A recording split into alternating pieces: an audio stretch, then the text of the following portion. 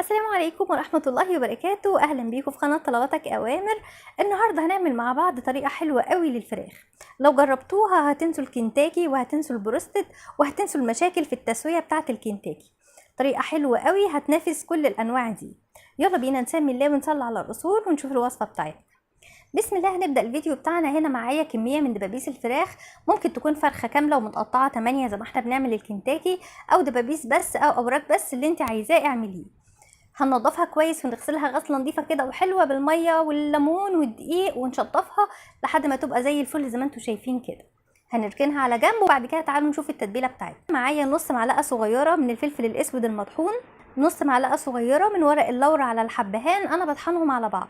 معايا نص معلقه صغيره من الثوم البودر، ونص معلقه صغيره من البصل البودر، وكمان معايا نص معلقه صغيره من الكزبره الناشفه المطحونه، وربع معلقه صغيره من الجنزبيل. وهنضيف معلقه كبيره مليانه من بهارات الدجاج او مرقه الدجاج الفوريه او مرقه الدجاج البودر.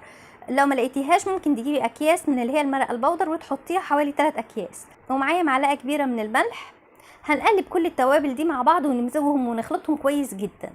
بعد ما حضرنا التتبيله بتاعتنا هنجيب الفراخ ونحط عليها كوبايه كده مليانه من الحليب، حليب عادي خالص من التلاجة. وبعد كده هزود على الحليب 3 كوبايات من الميه او حسب كميه الفراخ اللي انت حطاها. انا حاطه هنا كميه فراخ حلوه فزودت 3 كوبايات ميه مع كوبايه الحليب. انت لو كميه الفراخ اقل من كده قللي. ومعايا كمان كده بصله متوسطه مقطعاها 4/4. والتوابل اللي احنا حضرناها مع بعض قسمتها نصين، نص حطيته على الفراخ والحليب والميه ونقلبهم كده كويس، وهنغطيها ونرفعها على النار تستوي عادي زي ما بنسوي اي فراخ في شوربه. وعلى ما الفراخ تستوي تعالوا نحضر الكفر اللي هنغطيه بيها. معايا هنا كوبايه من الدقيق او الطحين العادي، الدقيق الابيض، واحط عليه كيس من الفيجيتار. لو مش موجود عندكم بنحط معلقتين من البقسماط، طبعا موجود ومتوفر في كل حته، والفيجيتار كمان متوفر في كل حته. وكمان هضيف عليهم معلقه كبيره مليانه من النشا، وهضيف عليهم بقيه التوابل اللي احنا قسمناهم نصين، نص على الفراخ قبل ما تستوي والنص التاني على الدقيق. وهنا معايا حبايتين من البيض، رشيت عليهم كده رشه من الفلفل الاسود، واحط عليهم كمان شويه من الحليب، حوالي ربع كوبايه كده من الحليب. هنقلبهم في بعض كويس لحد ما نفك البيض بالحليب. هنا معايا الفراخ بعد ما استوت، او الدبابيس بعد ما استوت خالص، يعني بقت مستويه 100%. بسيبها لما تبرد، بطلعها واسيبها لما تبرد شويه، وبعد كده بحطها في البيض زي ما انتم شايفين، واطلع من البيض على طبقه الدقيق او الكفر اللي احنا محضرينها مع بعض. هنقلبها كده لحد ما نشربها بالدقيق من كل اتجاه كده فيها، وانفض الدقيق الزياده وانزلها في طبق. نعمل مع بعض واحده كمان. الفراخ زي ما انا قلت لكم استوت 100%، ودي حاجه من الحاجات الحلوه. المشكله اللي كانت بتقابلنا ان احنا لو الفراخ كانت كبيره معانا شويه واحنا بنعمل الكنتاكي كانت بتكون مش مستويه من جوه.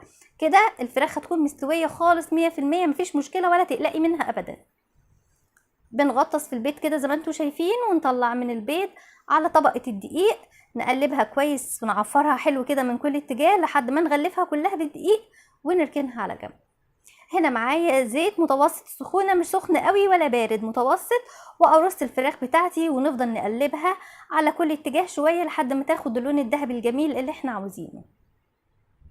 ما بتاخدش مننا وقت كتير لان الفراخ مستويه، احنا بنديها لون بس مش اكتر. الطريقه دي حلوه قوي، لو جربتوها هتنسوا الكنتاكي خالص. الطريقه دي سهله وبسيطه وسريعه ونتيجتها مضمونه 100% بالنسبه للسوا كمان.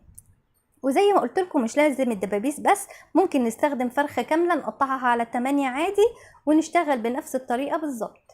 وهنا الفراخ بعد ما اخدت اللون الذهبي الجميل اللي احنا عاوزينه، ما شاء الله الفراخ ريحتها تحفه، فيها طبقه قرمشه رهيبه، طعمها يجنن.